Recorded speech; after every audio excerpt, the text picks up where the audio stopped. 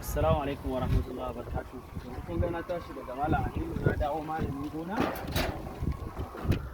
Nan ina shiga ranar center gure bayan na gama feshi.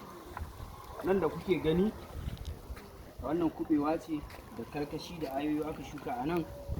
Kun gan su. Sannan wannan kankana ce ga ta nan. Yanzu aka gama mata feshi. Sannan wannan alayyahu ne mai manyan ganye, wannan kuma alayyahu ne mai ƙananan ganye. Sannan nan ga ramin kifinmu nan kun gan su nan alhamdulillah. Yanzu haka bari ɗan ɗebo muku su kaɗan ku gani. Wannan kifin da kuke gani jiya watan su biyu, a sa musu albarka. Zan tafi gaba nan lansir ne, duk da wurin sa shi an cunkushe shi ya cunkusu da yawa. Nan kuma albasa kenan, nan kokomba ce in kun lura ga ta nan ta fara fitar da 'ya'ya a kan guda ne. Yawwa ga wani ɗan ɗanan kun gan shi.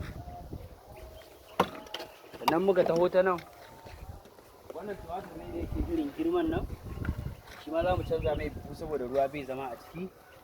Nan tumatur ne, alhamdulillah shi ma ya fita da kyau, yana ta girma. Za mu zo mu ƙara mai girma, mu ƙara mai space a tsakanin shi.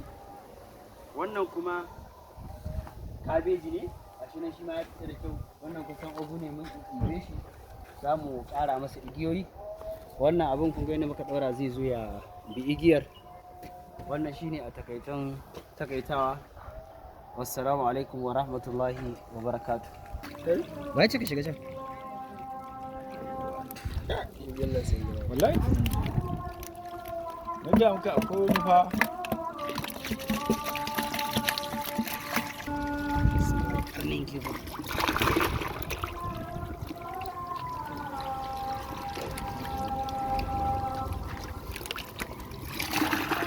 Ko karamin kwallon nan.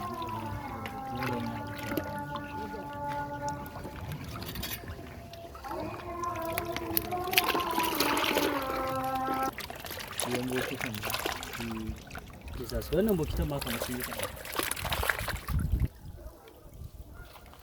Ina kaman kanki sun ma cinye wani. Ni ma kaman ɗazu wani zai nake kaman Allah ya sun ci wani.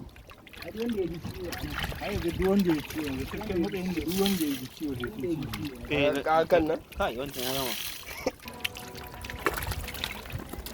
Wani ya faɗi ko? To kaga abin da nake gaya muku yayi kaɗan. Je ka ɗauka. Sasa ne. Je sa ne.